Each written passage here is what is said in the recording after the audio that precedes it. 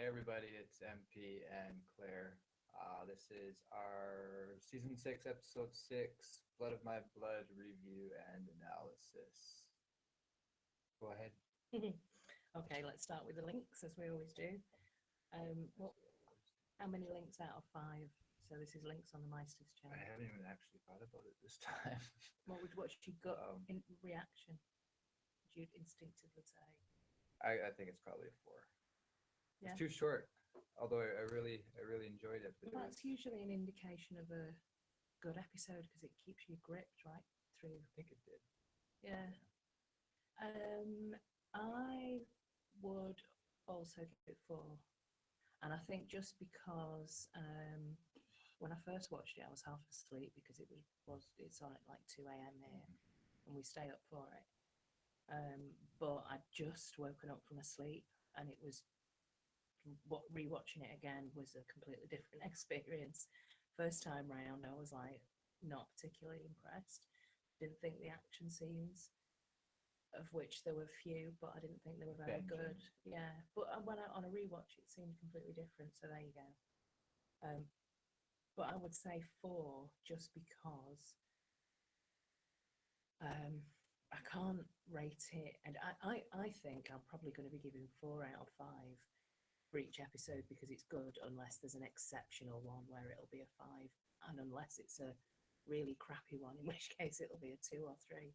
So on that basis, I'm going to say 4. Did you get anything at all for the theme around the title of the episode? So this is Blood of My Blood. Not. I haven't put much thought into that either. I did think that Benjen would make an appearance just from the Blood of My Blood title. Right. Obviously Danny, but I haven't put much thought into it aside from. Yeah, I think it was, well, it's blood ties family. There was. Yeah, I'm trying to think of the play right now, but yeah, sure, Cersei, Tyrion, and Jaime, and Cersei, and King's Landing.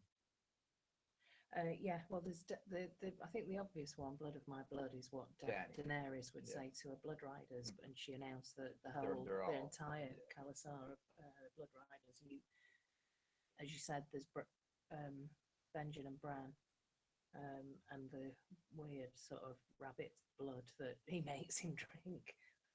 I don't know if that's something that he's now used to dining on north of the wall. I have a lot of notes about the rabbit, but that wasn't one of them.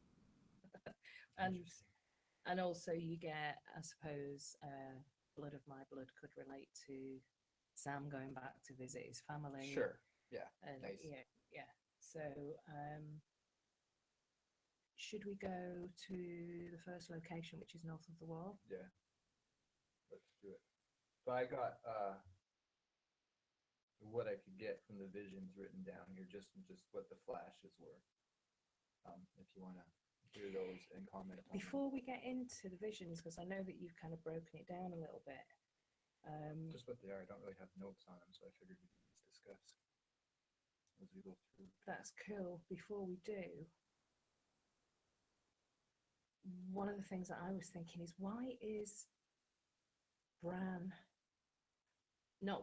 having visions, but why does he always seem to be in like vision mode? And it's like, is it something that he slips into unaware and he doesn't realize he's doing it, or is it happening to him, or does he just want to find out what's going on and want to be in the... It just made me think, if that, because she's dragging him through the snow, and it's like, come on mate, you could at least be conscious and aware of what's going on, and like you actually need to like survive it, and he just seems to be kind. It's like, has he got some sort of vision addiction where it's just like, I'm checking out of here, I'm gonna go? I had just assumed that it was right after they got out of there and we hadn't traveled too much time wise, and he was still kind of just in a fucking data dump, and that's why it was so fast and just I was just wondering if it was by choice, because I thought poor Mira dragging him through, and she's not, he just doesn't seem present to sort of help her. But anyway, yeah, let's talk about the visions. You haven't watched Chuck, you don't know who Chuck is, but I think that's what happened to Bran, is he just got a massive like data dump, so he's like the Chuck of Westeros at the moment. What did the So the visions. But Bar, by the way, Bar Tube has done a brilliant a video on breaking down the visions. And yeah, I mean, you know, she broke it down into something like 150 screenshots or something, and kind of looked Yeah, at I them all. can But see it. it was very quick. There was a lot of flashes. I don't think I have near that much. I know a lot of them were like sort of repeats of the same scene and stuff like that. So what were there any themes coming through from those? Okay, well, let's just run down what I got. So we have Mhm. like the first group of visions and the second group of visions, which I wrote down what I could get out of them. And then the very last time it looks, it was more generally just White Walkers and Ares, and Knights north of the wall and Ares north of the wall, Ares. So longer scenes. But first thing I noticed was wildfire jars, and then Ares just on the throne, then the Night's King, then Catelyn's death, then the dragon over King's Landing, a shot of Dany, the Night's King and the baby, and then Ned's beheading. Why are you smiling? Because the dog's licking my feet.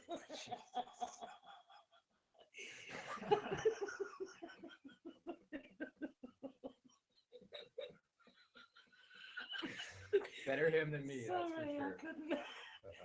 He was just making me giggle. It's tickling. I can't stop him because I've got like flip flops on. Anyways, the second set of visions were the crows, which I would take to mean Benjen coming or cold hands. I don't know what that word is. More wildfire jars.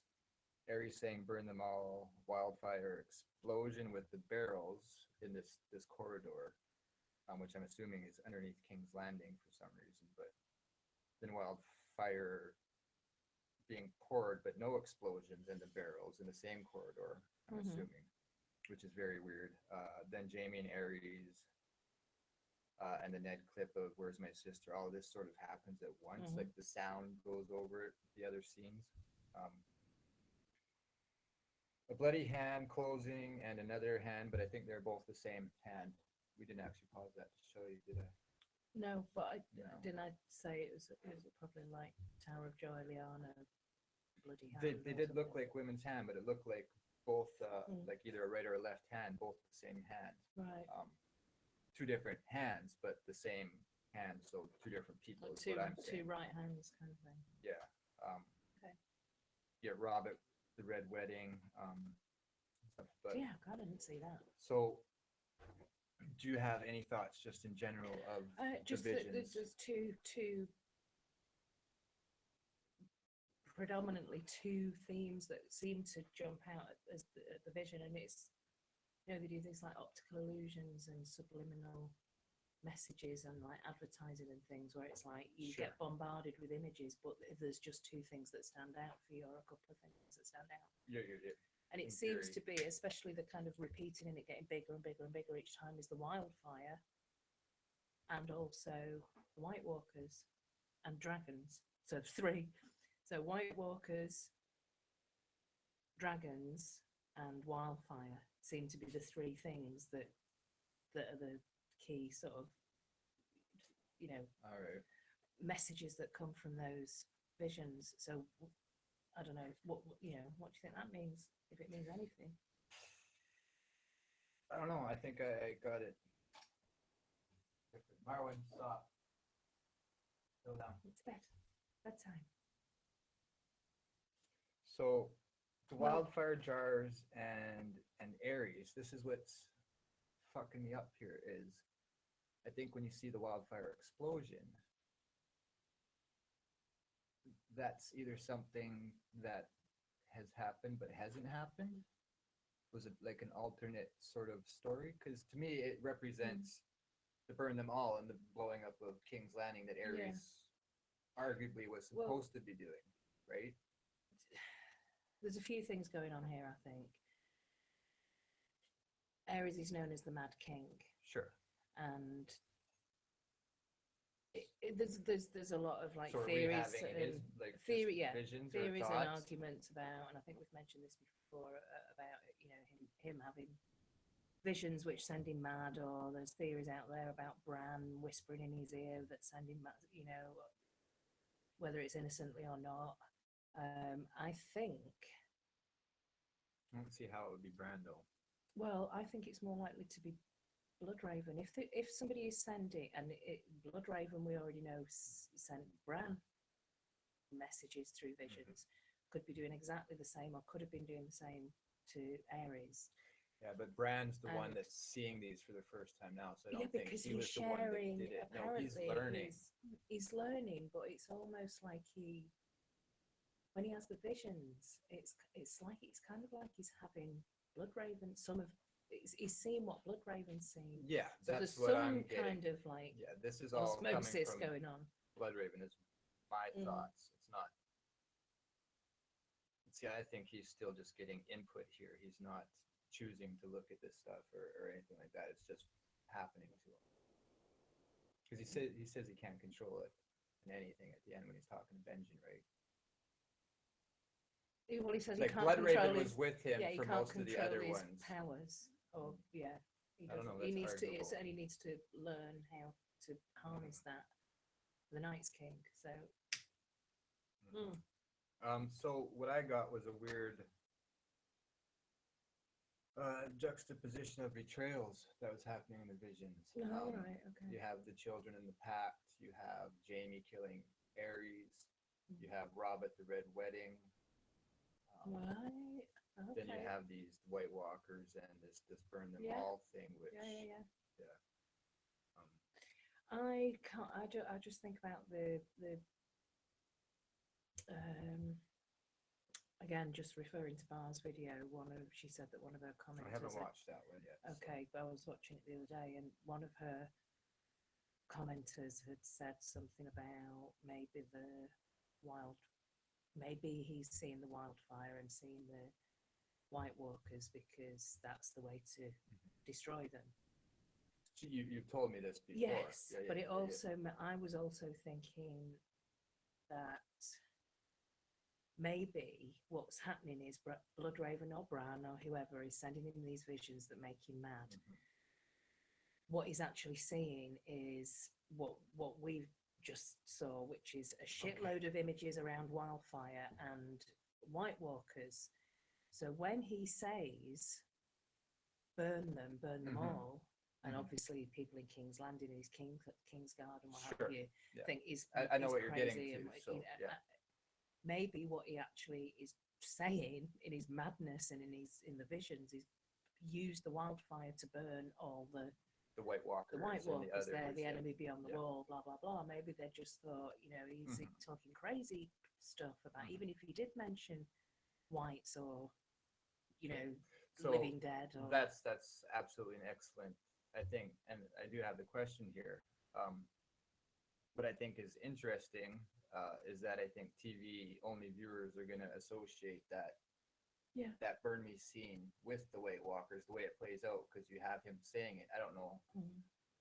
Jaime, you said, did tell the Ares story to Brienne earlier on, but I don't know how many people are going to put two and two together that's the Mad King. I think he even said to Brienne when they were in the bathhouse that Ares had gone mad, and his final words were burn them all. And I just think the way that scene plays out, maybe he didn't mean King's Landing. Burn them.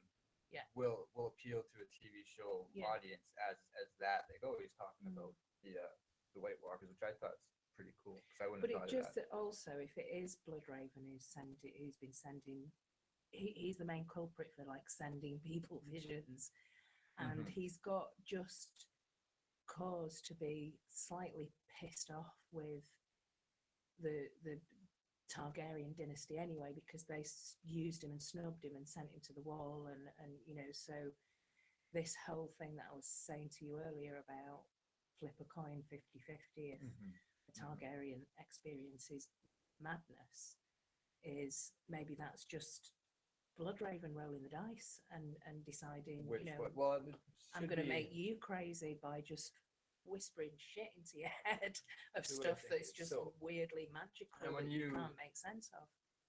First, and hopefully I can remember the second, but the first thing, when you were saying that about the Targaryen, they did mention, I wonder if that's the Starks are a mirror of that with the Yeah. Wolf's Blood and Brandon and Yeah. certain Starks throughout the history that have seemingly done weird shit, like Brandon the Burner that burned the fucking the fleet or whatever, or Ned says Lyanna had a touch of it too. Like maybe crazy is not just a Targ thing, maybe it's a Stark thing as well, which and they just call it the Wolf's Blood. So we've got to talk about well, Benjen after what 4 or 5. I think it was season 1 the last time we saw Benjen. He disappeared beyond the wall, and although he's been mentioned once or twice by Jon at the wall, there was always that kind of, are we ever going to see him again? It's a bit like Gendry, are we ever going to see him again? Well, and there was, I think there was talk before this season that he was going to come back, or we were going to see him north of the wall or something, but I don't know. there seems to be this weird hybrid character now that's Benjen with a touch of Cold Hands, who I'm now going to refer to as Coljan, which sounds, just as I've said it, a little bit like cauldron, but it's not, it's Coljan. I think you should just stick to Benjen myself. Benjen or Cold Hands, pick one or the other. They both sound better than Coljan. However, all I want to say about this is where I think there will be, and George R.R. Martin and Dan and Dave have said separately, this will be the season where the stories in the books depart. The story in the TV show departs from the books, and as I was saying to you before, I've kind of made peace now with my favorite series of books. My favorite story has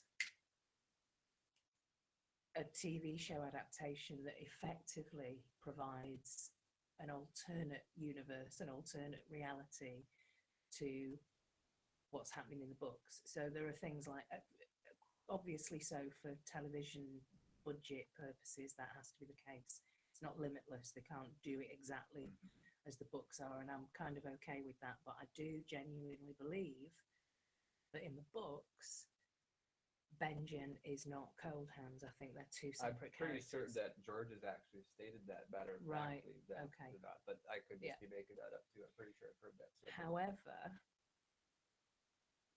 Cold Hands in the books, the way the TV show explained it about the children of the forest brought him back with dragon glass, maybe that is how Cold Hands is Cold Hands, but I don't think it's Benjen. Yeah, I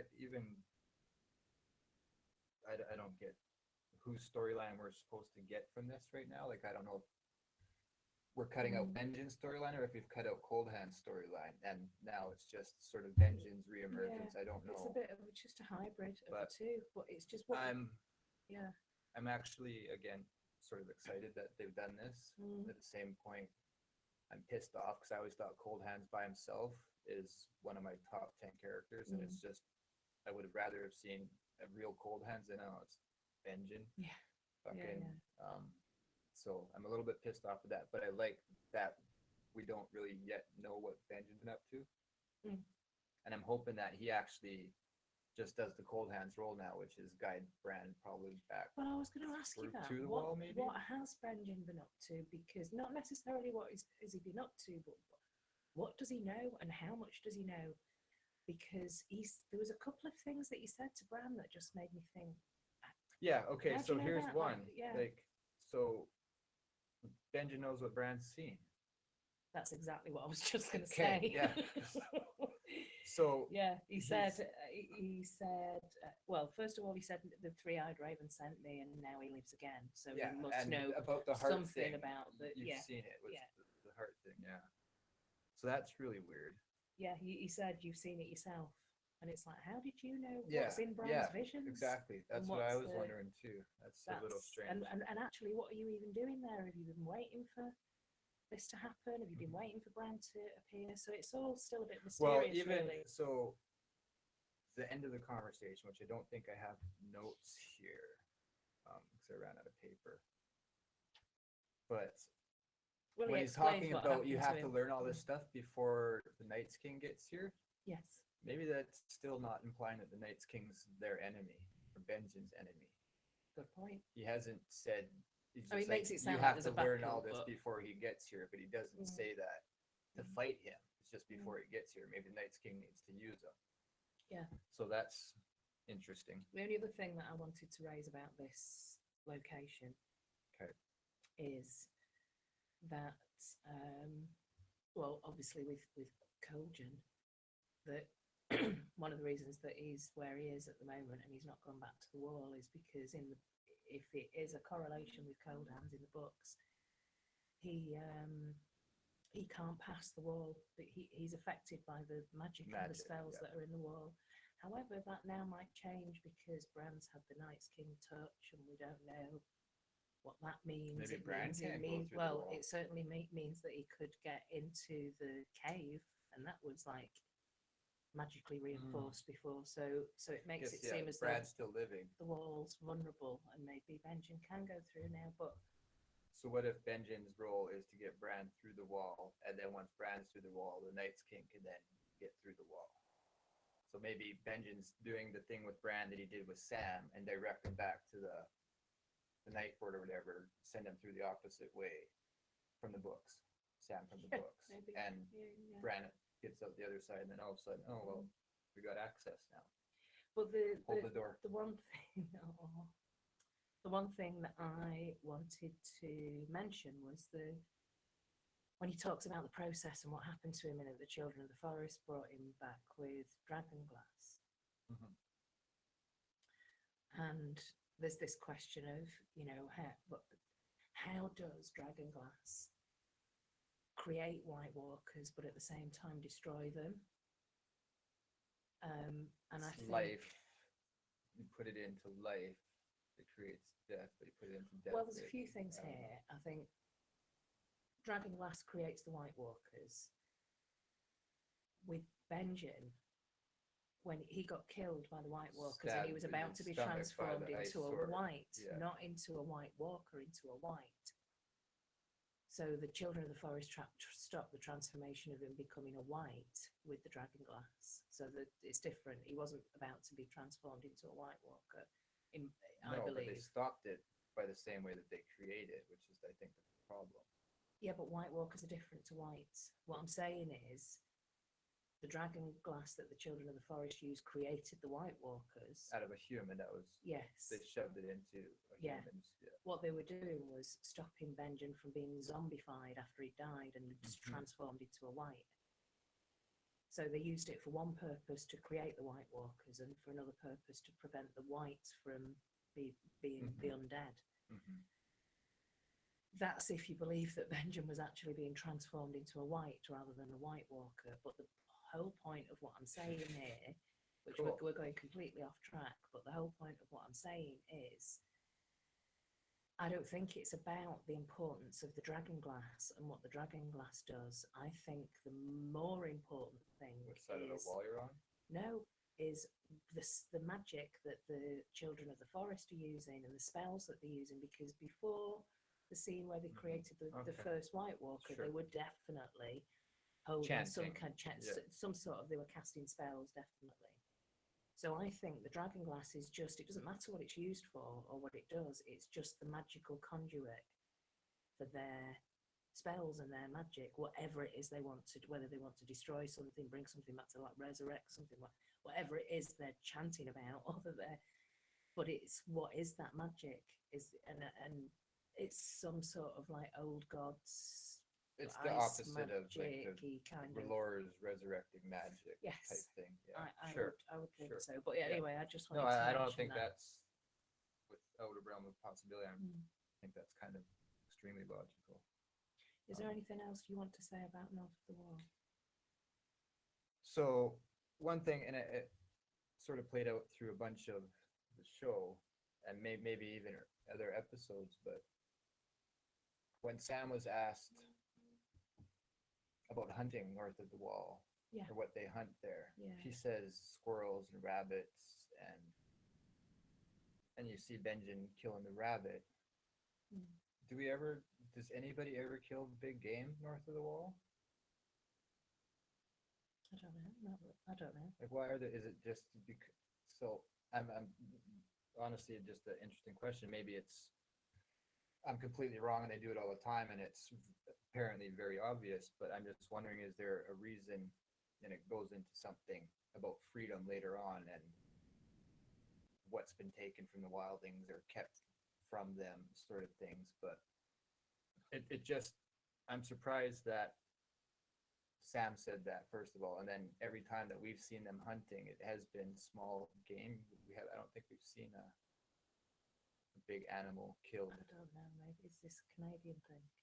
No, it's not a Canadian thing. It's just an honest question. I don't know. But You so, gonna like sound- warging, do they not kill big game because you would warg it maybe, and it could be the person fucking in the animal or something? I don't know. There's tons of questions here, but Oh my I'm god, just, that's really weird. But I can see what you mean. it's just because Sam said it, and then this, and I'm remembering earlier episodes with Mira and fucking Asha and the rabbits, and Maybe it's how there it's been is little. something about hunting and prey. Sorry, Any, that's just the question I had. anything else on North of the Wall? And the hair beheading was symbolic because George is the turtle. So don't move too quickly. And moving on. Let's go to Horn Hill. Tarly Town.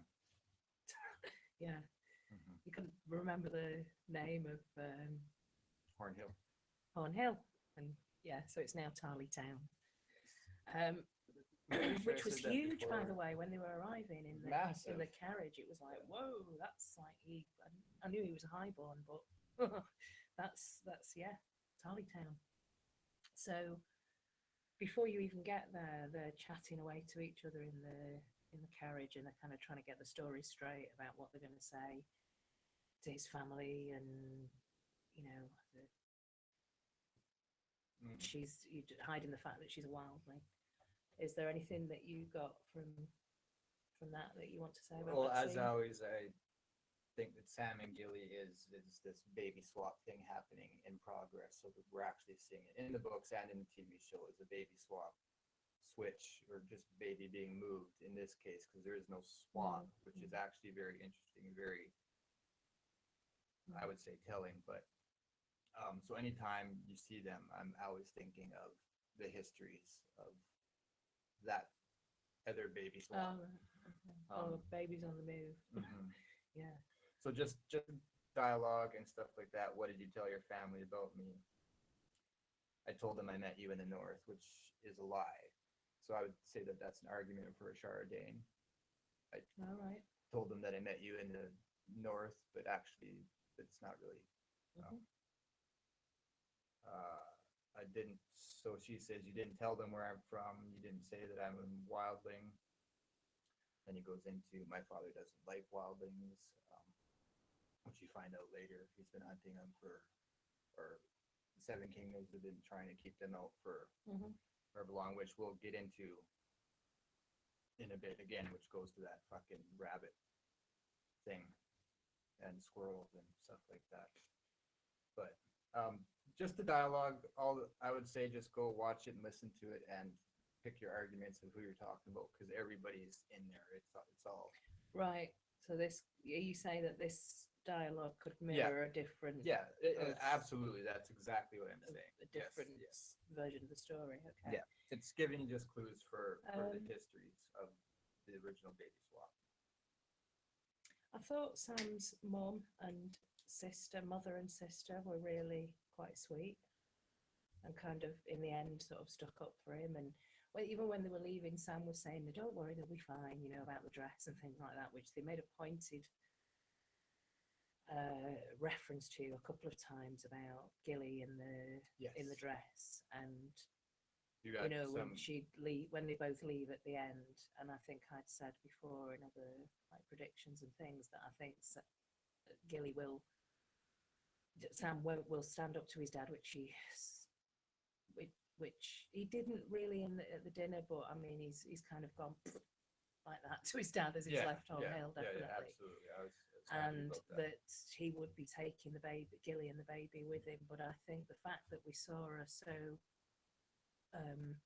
many times and referenced quite a few times about the dress and how feminine she looked is, I think, because when they get to the Citadel, to continue to stay together, she's going to have to try to especially if she's sure, going to sure. like be Just like part of that. like the like learning, continuing Yeah. to learn and things. That she's going to have to try to pass as a boy. So I think that would be quite a nice way of tying in the book reference to Sorella slash Alaris. Okay, so what I got here is when she comes out in the dress and she says, "It's hard to walk in this." I took it as the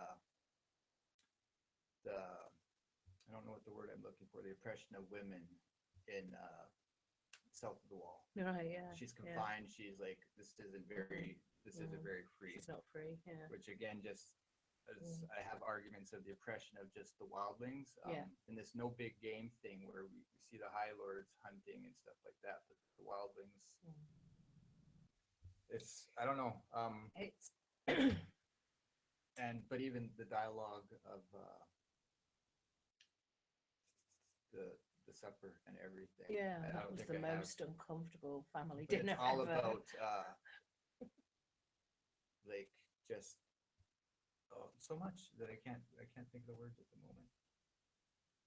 Well, Fuck. Sorry. it was Damn it. poor Sam, because he got like completely brutalized by his dad, and it was an awkward, uncomfortable dinner. Sure. You know, and you've got his brother being the big I am, and like, and also laughing and kind of like, oh, what, you know, the White Walkers don't exist, like I wrote. So But- again, it's just reinforcing that people in the South, typically people in the South, are just clueless about what's going on in the North, and particularly beyond the wall. Again, so yeah. there's another one of the arguments. The women actually hunt in the north, whereas in the south they're all like, "Oh, our father could Yes. learn some Yeah. lessons," but it's freedom Yeah, and like Yeah. fucking. Yeah, independence. Yeah. I thought there was a couple of things in the dialogue with when Sam's father is kind of fat shaming him and saying you like too fat to you can't sit a horse. He doesn't quite say too fat to sit a horse, but he says can't sit a horse. You brought that up the first night we watched, which makes me think, okay, that was a kind of reference to Manderley. So I think there might possibly be some Manderleys later on. And the other thing was Heartsbane. Go back to Bran Vision in a sec too. I forgot something. Okay, well, go to it now before you forget. So we have the Ares and the Mad King and Yeah. Jamie stabbing him and stuff. Later on, we Yeah. get the High Sparrow and Lancel, which is kind of a mirror of Jamie and Ares. We'll get to that part when we are.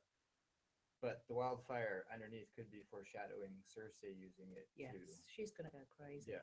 Definitely. Before we did She's our, just gonna go a full-blown meltdown before the end of this but it's the season. same I thing with reckon. all the troops inside. We have the troops already in there, so it's like when Tywin was in there. So it's kind of the same thing, except they're already at set. And it's not very Red Keep. much at boiling point in King's Landing. You know, we've got a ways to go yet, and I think there's going to be a When number we of things did that our will explode. review last week, I'd spoken to DJ beforehand because he's done a video on the wildfire beneath King's Landing. I think it might be up. But DJ Taylor, by the way, and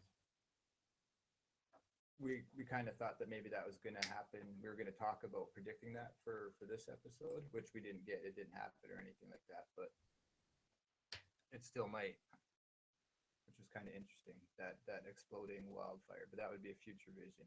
So I still don't understand why that wildfire was blowing up in that vision. Yeah, Like what me neither. explosion was that? 'Cause Yeah, I because you swear it saw must it in be the jars underneath. first, so like And you see it contained. blowing up, yeah. and you can still see the barrels. So you see the hallway that it's in, and it seems to be that King's Landing hallway. So It's definitely like it was a progression thing. So it's like, oh look, here's wildfire. It's important. Oh, here it is again and again and again, and wow, now it's exploding. so Unless it maybe was- Bran's no, it seeing wasn't visions the- that were it wasn't fed the to Blackfire the Mad thing. King, like, and it's not something that's actually happened, but just something that was implanted or what he was thinking of at that time, like in his head. like say Sansa and the Hound, the Unkissed, where she sort of knows, talks about It does the make me kiss. wonder if Bloodraven sent visions about wildfire and dragons to Targaryens for years and years and years. And that's why, I mean, That's a good I idea. don't know, because weren't some That's why Targaryens quite mad the fucking before one Bloodraven? drank it, and maybe he's like, Yeah, oh, maybe tried this to, is what I'm yeah, supposed to. yeah. Who knows? These Gotta vision gotta things go are, check into the origins of what are they, the wisdoms or well, the alchemists, anyways, wisdom, yeah. and figure out why wildfire was first created. I know it's out there. I knew it at one point. The only other thing to say about, for me, about Horn Hill is Heartsbane. And I think, for me, whenever somebody says really strongly, you will never, it just means, yes, you will at some point. So when Randall Tarley says, he will, in reference to Sam, he will never wield Heartsbane. Mhm. And then he also said, you'll never come back here again. And Gilly says you're not what he thinks you are. I think you'll never wield Heartsbane. Well, yes, he's going to, but also does that mean he's going to ultimately end up going back to Horn Hill? So basically, the opposite going to happen. I was thinking that that's another Valyrian steel sword that's making its way to the wall. Yeah.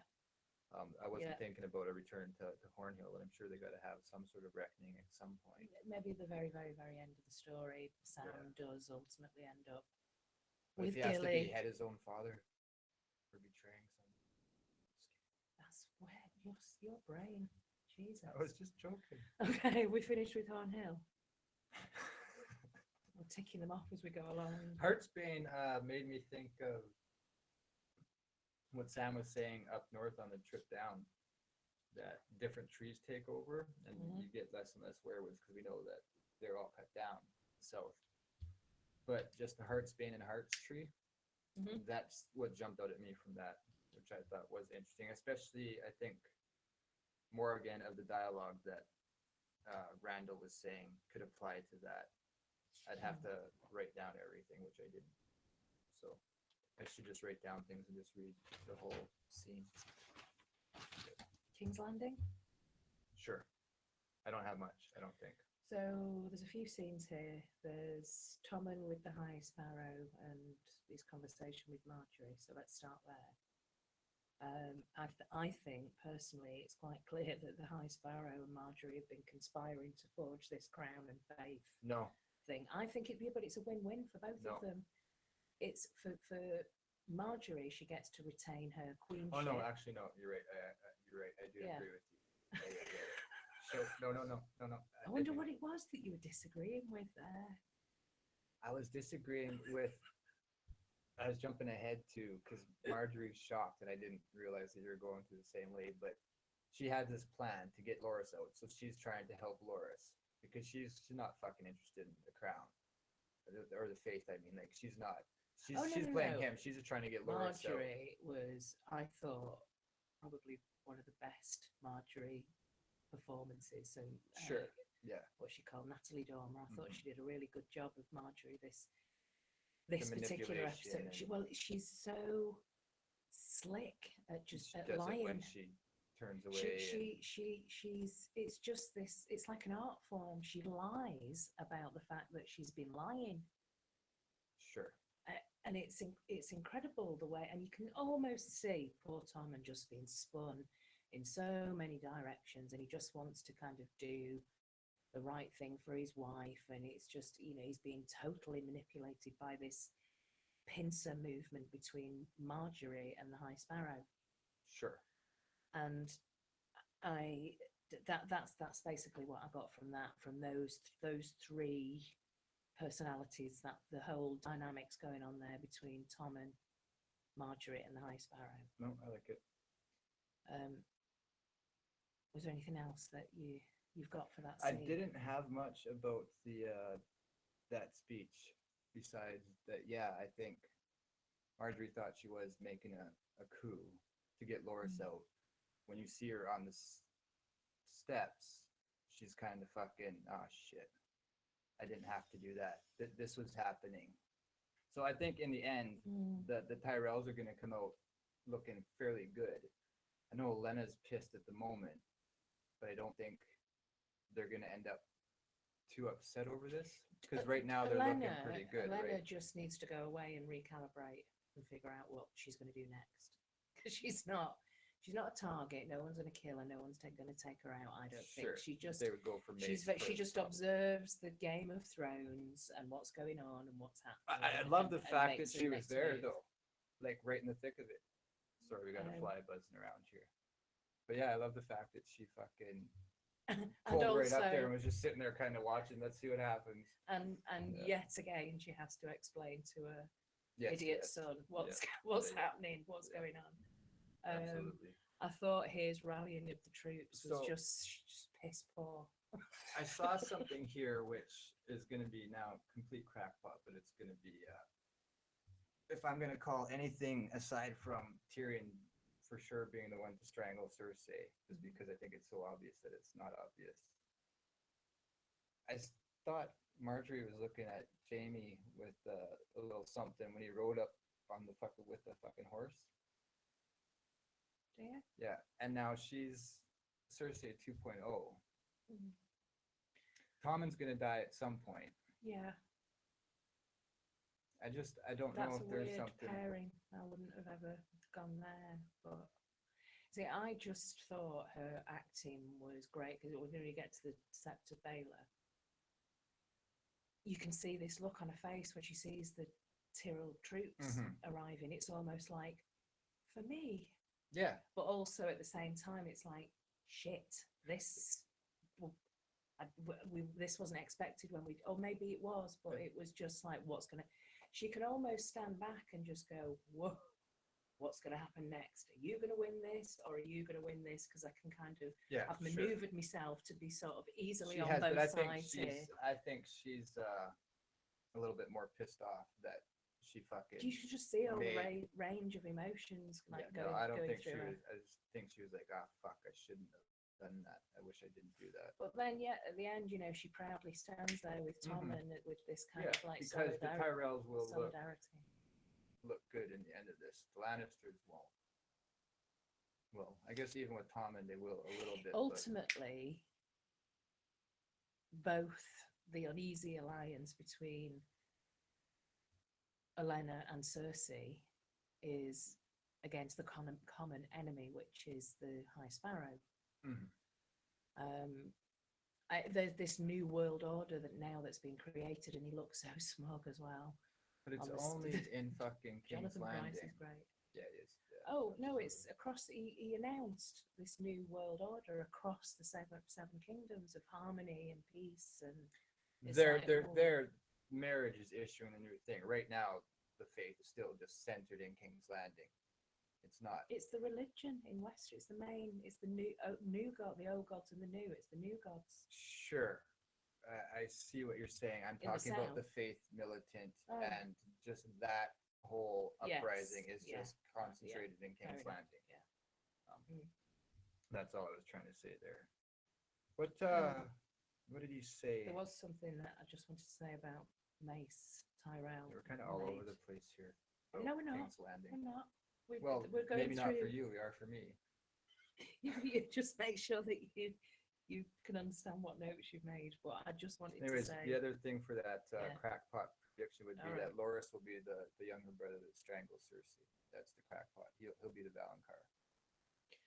There's so many younger brothers. I know. That's why this is story. mine. This is the one I'm throwing in there. Yeah, this is the one I'm throwing in there.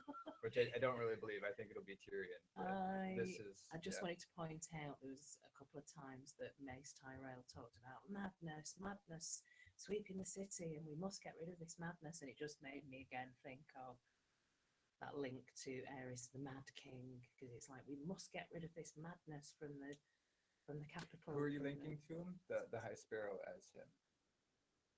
No, just when Mace Tyrell says there's madness. Oh, okay. It's basically that's Mace. how it must have Sorry. felt when King Aerys was, he was known as the Mad King. I think you're right. I think I was thinking. So it's just, Similar again, thoughts there's then lots too. of like Yeah. references. There's reference to Lady Stoneheart this episode. There was reference to obviously Ares and that whole. I mean, I don't know how What was it deep they're that, going to go. It's funny just They might even me bring the asking this Blackfires question, into but it. what was it that Mace said to Olenna? Was it? He just turned around and said, What's What's happening? happening? What's happening here? Yeah. That was funny. Then so we do. So she doesn't have a walk. We've got the crown and the faith standing together with this holy alliance, and you see the Kingsguard with the 7-pointed star So on the armor. sure, no, I didn't. I missed Yeah. that. Yeah. Cool. One thing, I think I touched on it earlier, but the Jaime and Ares parallel versus the High Sparrow and Lancel. Yeah. It's just if you have the argument that Jaime was held as a hostage rather than as a hostage against Tywin. Yes. That's why he was always kept near Ares, and Mhm. there's that argument there. So you have the High Sparrow and Lancel when they talk about, forget what it is, but you see the High Sparrow and he kind of looks over to Lancel and you realize that they can't do anything with him right there, like the army behind them, Right. because Lancel's right there. He'll be the first to go and get it. So they're fucking stalemated. Okay. That's how they beat him. Mm. There's quite a few references to that whole Oh yeah, King yeah. Ares That thing King throughout- Ares was, throughout the yeah, for episode, I sure. think. Yeah. So then we get to Tommen on the Iron Throne dismissing Jaime from as Lord Mhm. Commander, Not in this city.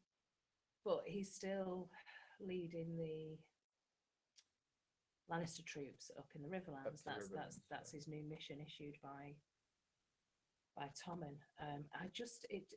The only question that I've got here for this is is Kevin now the hand?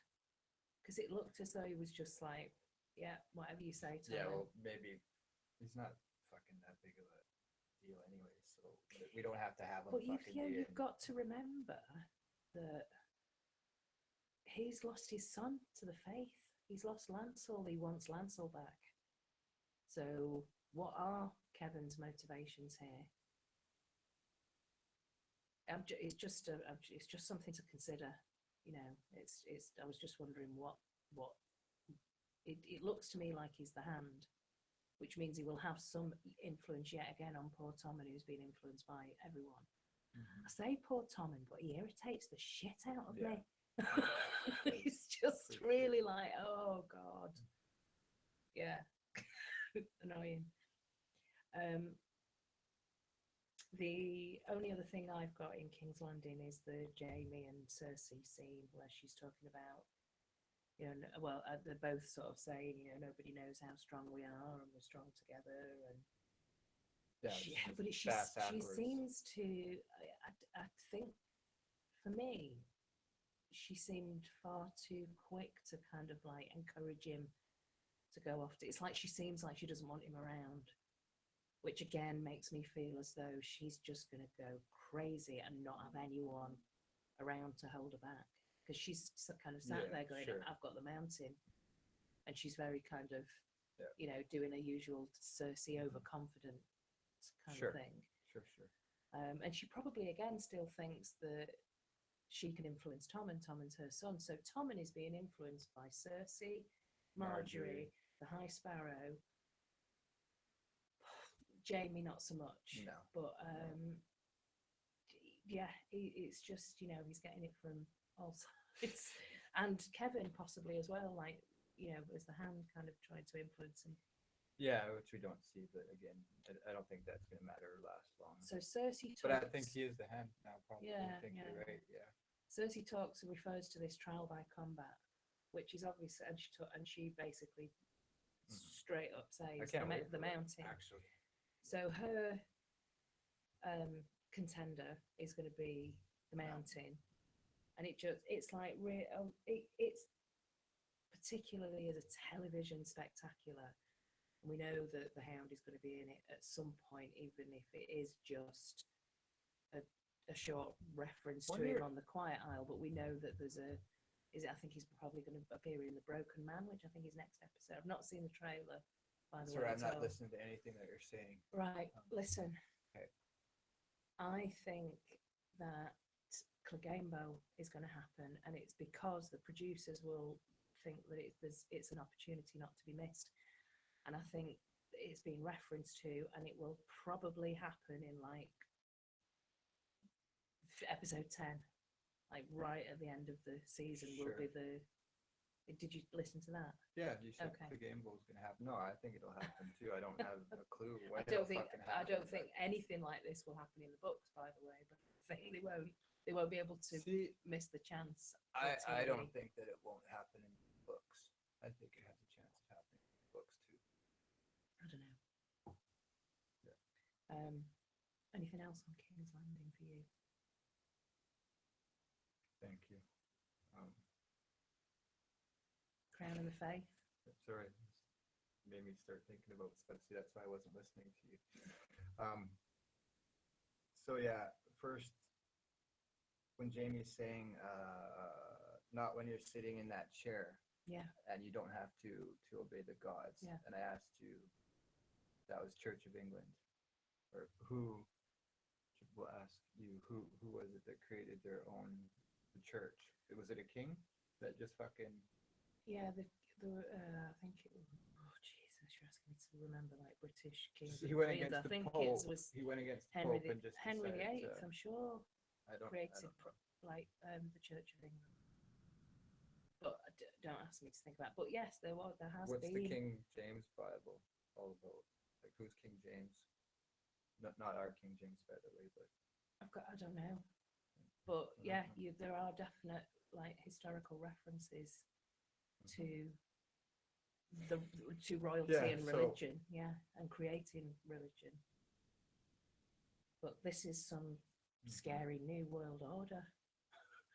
Yeah, I have little notes here. I think you just fucking kicked it in the ass, though, what you just said. But Crown and the Faith I was looking at is like science fiction versus fantasy.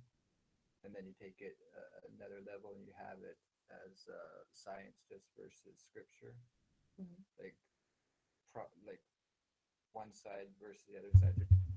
Sorry. Like there's science and then you have religion, right? Yeah. It's just the middle. See, I'm trying to figure out if the High Sparrow is a good guy or a bad guy.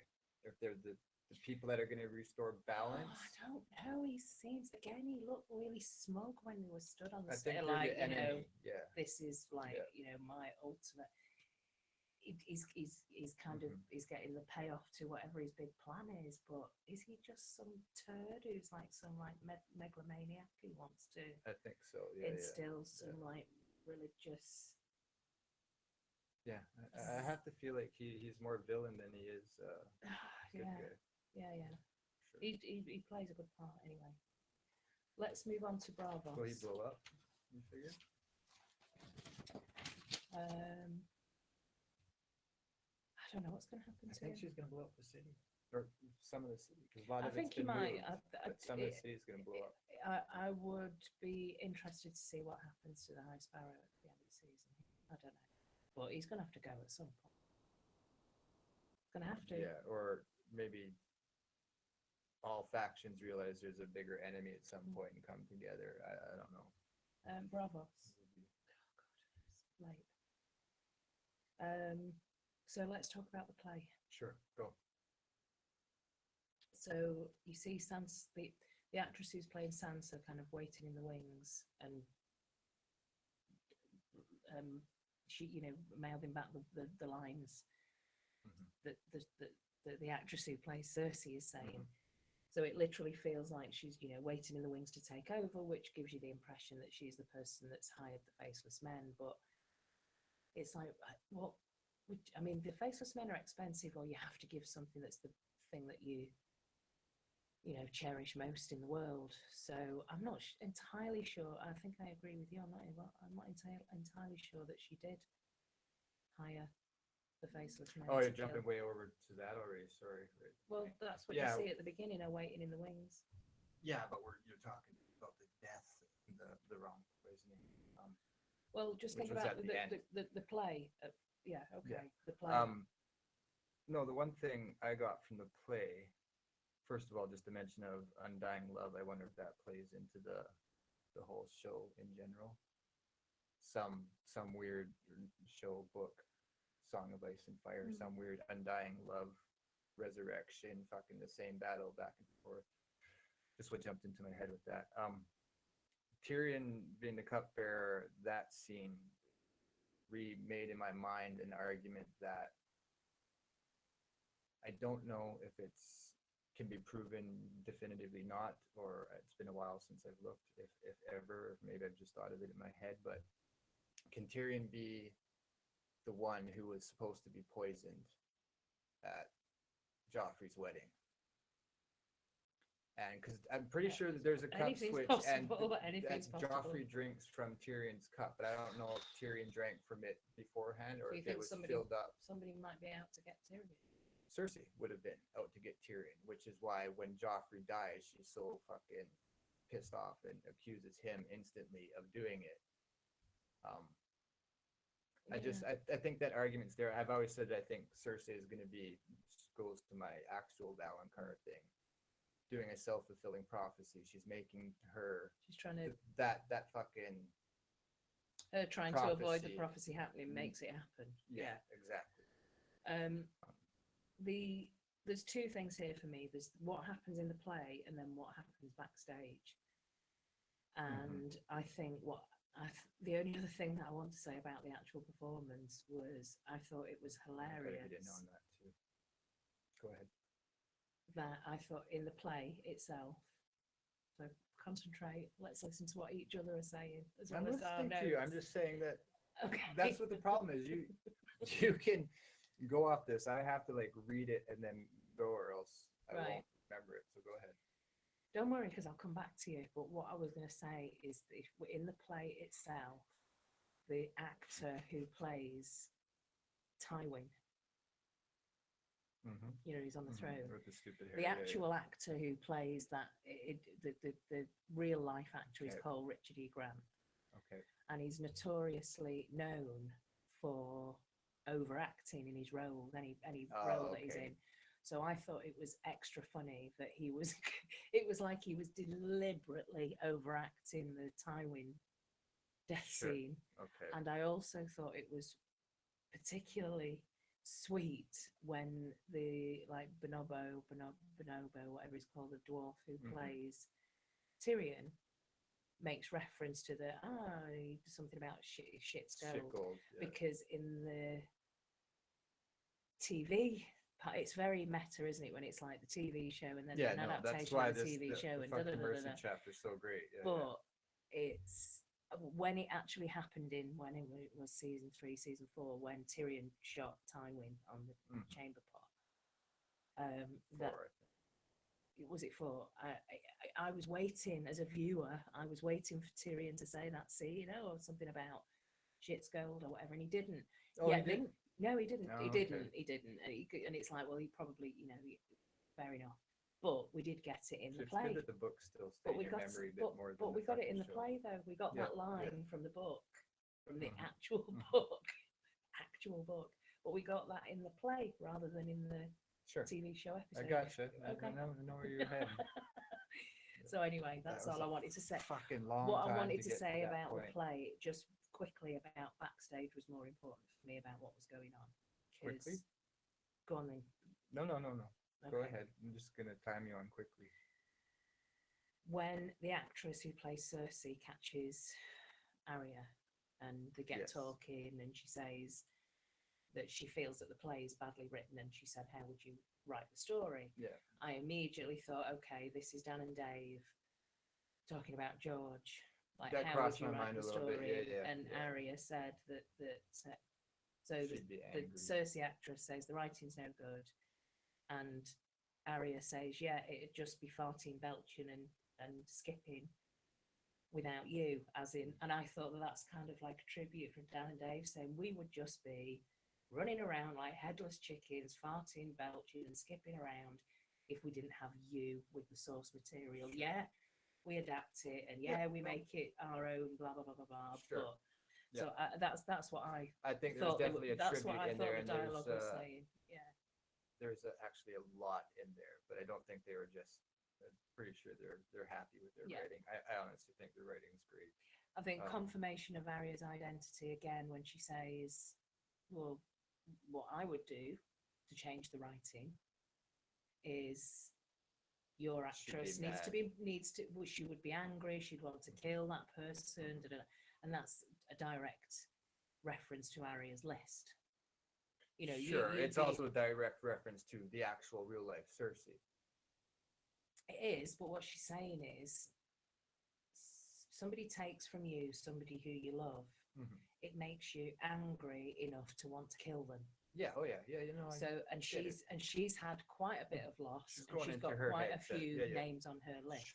Which for me, yet again, confirms what we know later on in the episode, which is Arya will always have her own identity. She will never, ever, ever be no one. She'll never truly become a faceless man.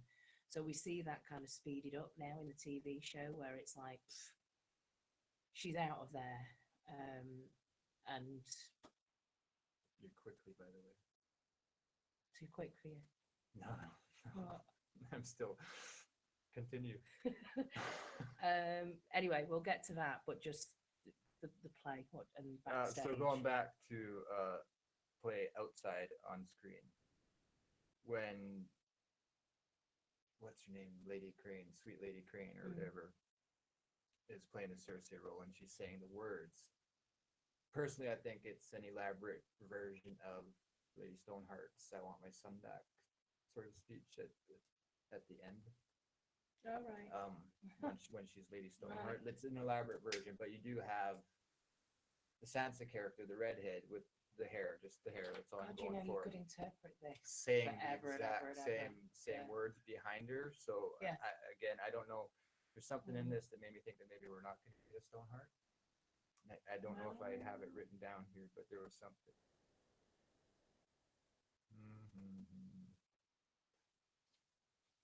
I found the Cersei thing. My final speech is shit. I thought that was interesting, foreshadowing like future into the books and stuff. Yeah, it would be interesting. I mean, you could think about still this line will haunt me until I know that I'm being stupid about it. But when Arya says, "I have to go, my father's waiting for me," as soon as she said that, I was like, "Fuck, that's ominous. I don't like that." Because if you liken it to Ned and Arya, I don't know. I think ultimately, I just found it she's scary. Gonna have a tragic end. But this makes me think that it's going to come soon. Or maybe it's just late. Maybe it's just long term. She goes to retrieve Needle, and she's out of there. So she's in the cave at the end, and it's like, okay, she's on the run. She's ultimately, I think, going to end up in Westeros at some point. But I think it's like how. So I think what's going to happen, or a possibility of what could happen, is the Waif finds her, because I don't think this is the last time. I don't think she just escapes them and that's it. I think the Waif finds her. They fight. Arya wins and steals her face and goes to Westeros and as the Waif. So she's in disguise, so she can use her faceless men skills. I hope you're right. I think that would be fucking.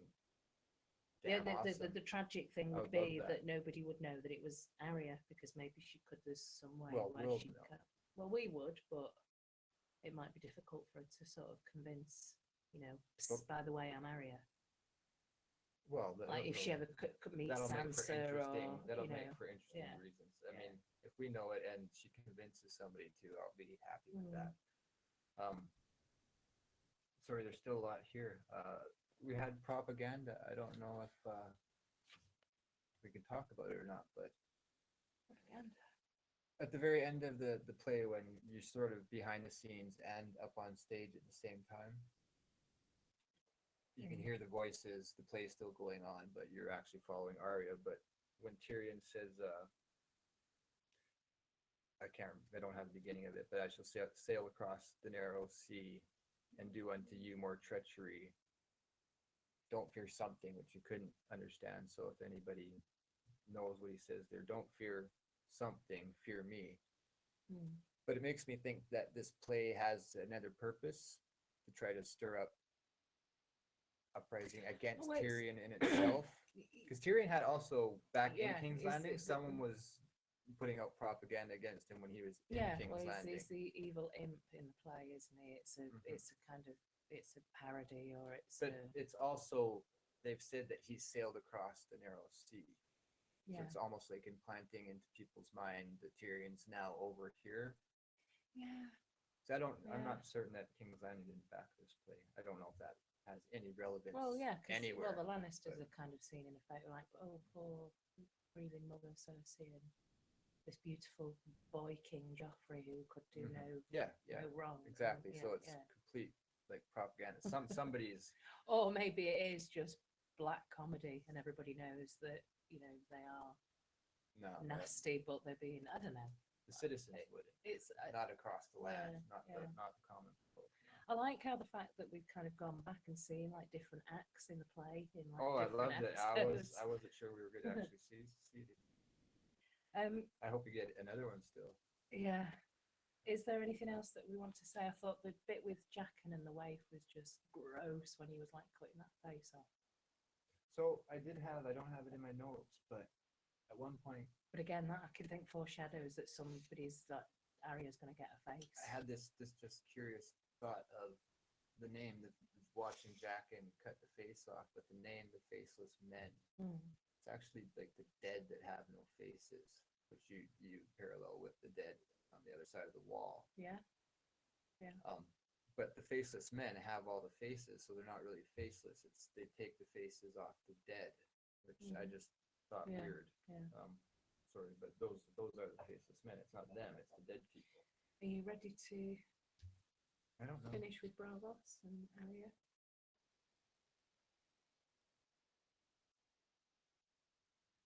Wrong person argument. Did we get to that? What was it? It was well, I told you. Just before Arya knocks the poison out of the hand, Yes. we see the other guy bitching at fucking Sweet Lady Crane Yes. and very, very angry with Oh her and yeah, stuff.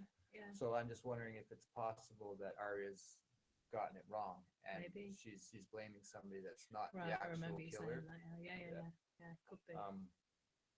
Yeah, I think it's Because undetermined who it's hired them. interesting to see if she can be fallible and be wrong, and it was actually that guy. But I don't know how we'll know that, depending on what we get now. But it'd be interesting because there was another argument there. Mm. Who's to say just because the fucking lady sitting there wants your part that she's actually hired somebody to kill you? I don't think Jaqen said that it was. He didn't say who it was. Just kind of left it.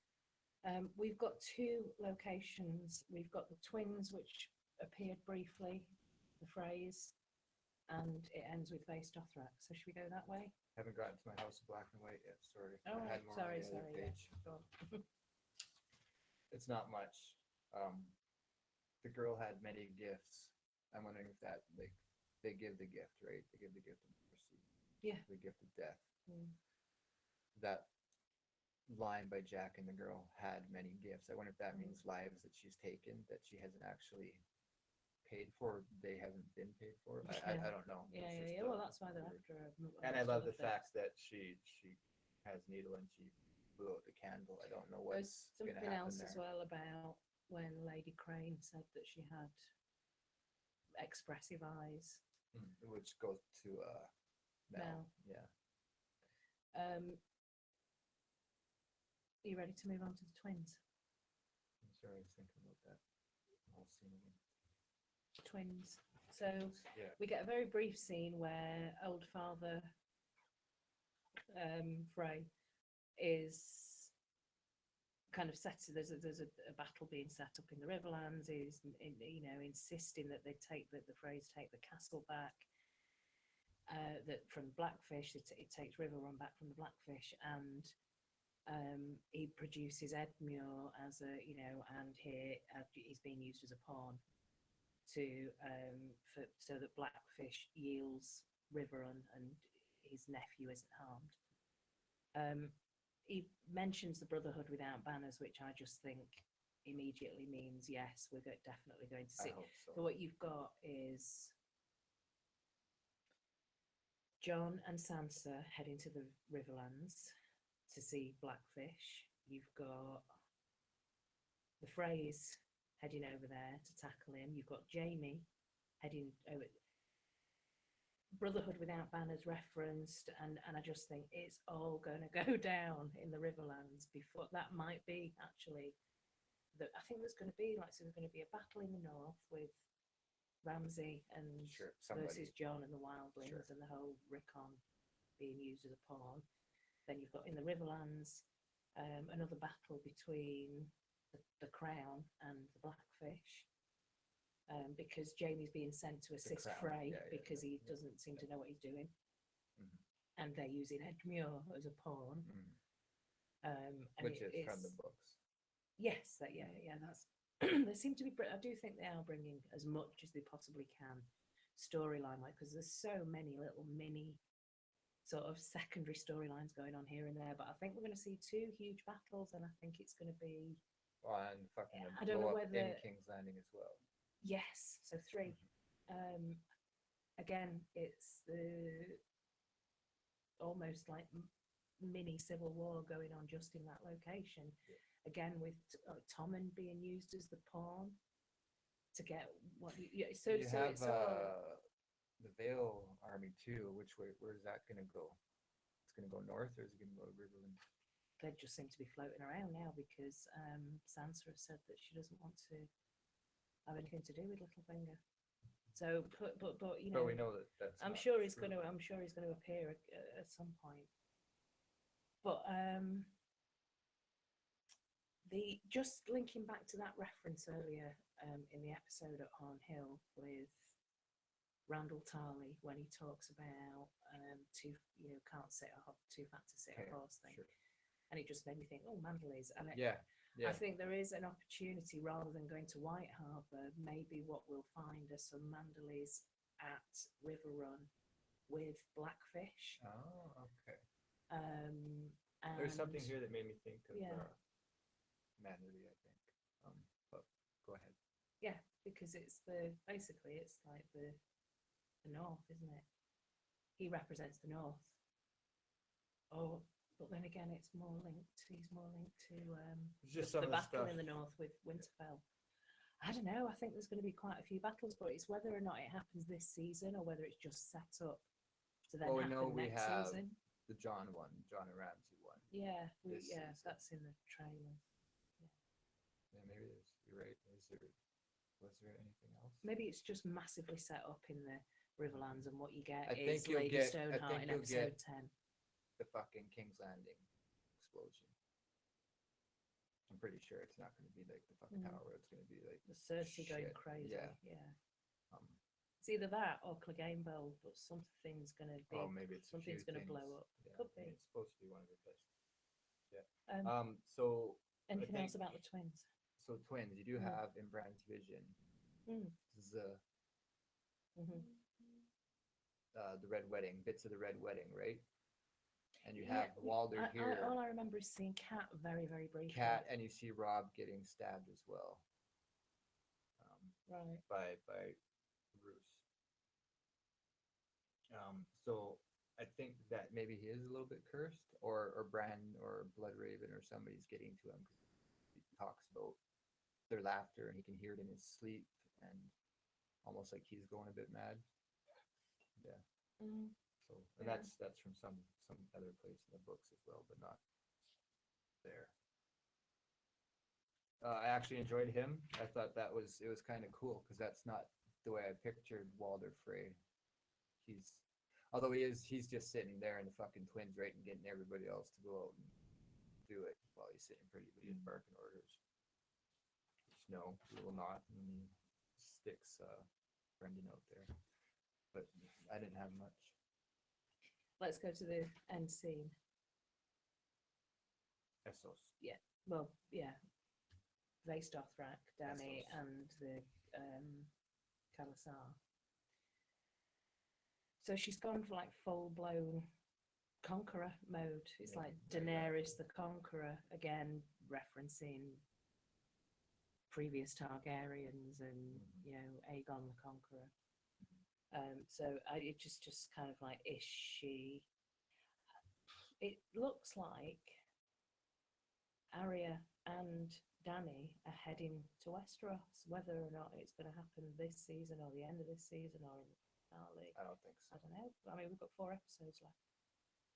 Yeah, but you still got to get the fucking fleet over there and all that Yes, shit, and then that's true, because don't have she time to can't just fucking- leave Tyrion and at very best, everyone. very very best. I don't think we'll see it that Mm. quick. She'll be on a ship crossing the Narrow Sea at the end of this season, but I don't even see that happening. Just want to mention that the number 1,000 was mentioned yet again in really? this episode. With the ships. Yes, she was talking about 1,000 ships going across, like wooden So that's horses what, going like across the salt all sea. 6 episodes probably now.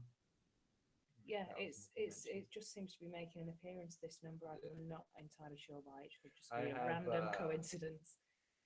3 notes for Essos. War Yeah. Machine, which is what Danny is. Fire Shooters, which have we seen that in the In the the Dragon's dragon? Mouth. Yeah, have we seen that before? I I didn't think really so, like it myself, but they're there. It's cool. I guess it's like a snake and they're venom pouches. And then Dixon Hand, which is When they were hanging around waiting. when for it. Danny walks away, and that's basically what it is. It's just a bunch of guys, no women around with their dicks in their hand, which is weapon symbolism. That's what it was. And they're all like, well, what do we fucking do now? So yeah. Without women, that's all we are, is what my other note says there. I so. think I thought it was amazing to see Drogon come that big, like fully size, like whoa, fully grown adult I didn't even dragon. watch Yeah, it's massive, Like in this absolutely massive. And you can also there's a shot where he's just kind of squat, and she's on his back, but it's like panned out, and you can see the scale of him compared to the Dothraki just stood around. But he's huge. He's huge. Grown. He's huge. He's definitely a fully grown dragon slash I did weapon. like fucking when we first watched it, and I thought I saw her. Like, is she on his back? I called it before she was actually on his back. It's like, she's on it. She's on him. I think the only other interesting thing to say about that scene is Dario looks extremely worried. You would think that if he was truly on her side, he'd be like, yes, here we go, we're gonna. But he just I don't know what his motivations are. I don't know whether he's the harpy or not. I don't know whether he's just like some viewers are, which is like, whoa, she's a little bit out of control and a bit kind of like. He also tells her, "You're a conqueror." Like he fired her up for that. Warrior queen kind of thing. He fired her up for it. Yeah. He told her that, but he just looked hesitant, worried, scared. I wouldn't ever. Maybe thinking about what he needs to do next. Is definitely not to be trusted. He's going to betray her in one way or another. But yeah. Again, I don't know about Dario now, because according to the show, he's seen now what she can do.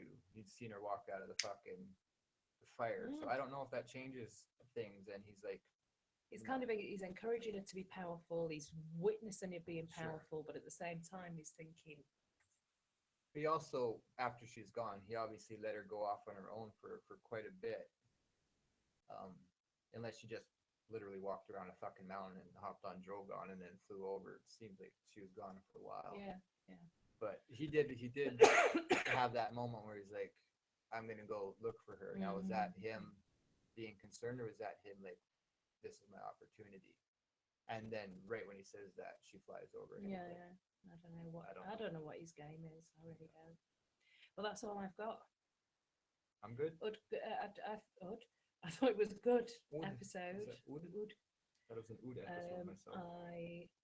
I liked it. I liked it better. Again, I always seem to like it better on the rewatch than I do on the initial just kind of watch it, because it just, a lot of it on first watch as a book reader just kind of confounds me. And then I rewatch it with okay, this is the sort of alternate reality. It's a fun way of adapting the story. And, I thought it was, they're doing a good job. I enjoyed my original watch probably. At least the last 2 episodes, I think, were my favorite, just because there's a lot of shit happening, and just seeing Ares, hearing Ares like burn them all. I fucking love that right off the bat. The episode's probably not seen a trailer for the sold for next me. episode, No, and I think it's the one that's called The Broken Man, and I think it is. I know one's called The Broken Man or The Broken Men, but I don't know if it's the next episode, and I don't know what the rest of the titles are of the episodes for the rest of the season. It'd be interesting to know if one of them related in any way to Lady Stoneheart. But I don't know. That's all. I'm listening. Are we finished? Talk to them too. I'm talking to you and everyone. But I already know most of this. Anything else that you want to say? Because I don't know. It's I feel late like there's and I'm a done. lot more we should talk about, but We've talked for I quite think a we while. actually got good time. It's daylight outside. Come on. All right. All right. Okay. All right. Say goodbye. All right. All right. The juxtaposition, bloody hand, rob at the red wedding, juxtaposed betrayals, children first, men. That's you. You're just rambling. Yeah, Say goodbye. yeah. Bye, everybody. Bye.